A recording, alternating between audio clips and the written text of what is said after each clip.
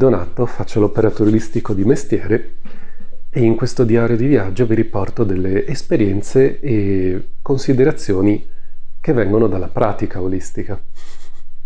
Oggi vi porto una domanda che mi è stata posta da poco.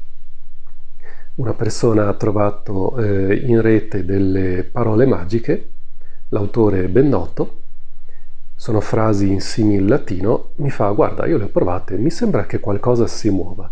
Però la grossa differenza rispetto a quando uso i comandi F aurea che richiamano i campi informativi è che i campi informativi mi muovono qualcosa dentro, mi lavorano dentro e li sento.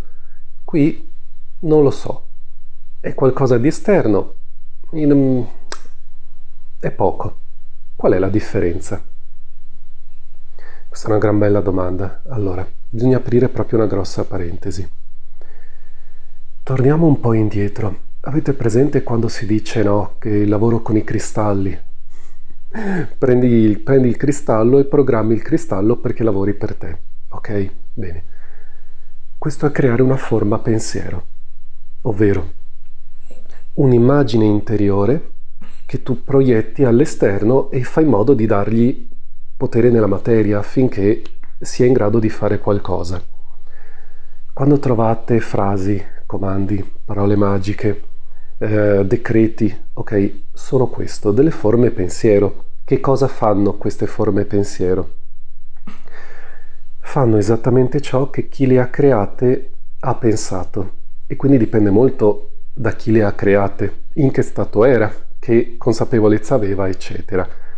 E al 99,9% useranno la vostra forza, la vostra energia per funzionare.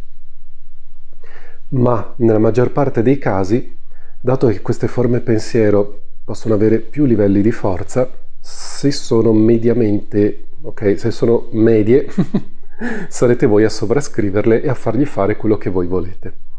L'ho detta semplice. La differenza è questa. Il campo informativo no, è tutta un'altra cosa. Lo richiami sempre attraverso una frasetta, ma si forma con molta precisione una bolla a forma di toroide intorno appunto a ciò dove l'hai richiamato, che porta il set di informazioni in termini di forze eteriche protocollato al suo interno. Quando crei una forma pensiero, una parte di te è lì che rimane a farla funzionare, oppure quando l'hai fatta veramente bene e ti sei sganciato, sarà la forza di chi la richiama a farla funzionare e a imprimerci l'effetto. Capite il punto? Nel nostro caso, e mi sento di poter dire in tutta onestà, siamo fra i pochi che riescono a ottenere, questa è l'arte di Francesco, la trasformazione da una semplice forma pensiero, che quindi dipende da chi la crea e da chi la usa, a un campo. La forma pensiero si sgancia e diventa un campo, diventa autonoma, cambia caratteristiche, non c'è più l'impronta di chi l'ha creata a quel punto, non dipende più dall'energia di qualcuno per funzionare. Questo è tutto un altro mondo, è il cosiddetto, dai, sono una serie di passaggi, ok? Questa è la grossa differenza e dietro c'è tutto un set di lavoro studiato proprio negli anni affinché sia sempre più capace di esprimere quel set di forze nella materia, bypassare limitatori, eccetera, per portarti quell'effetto.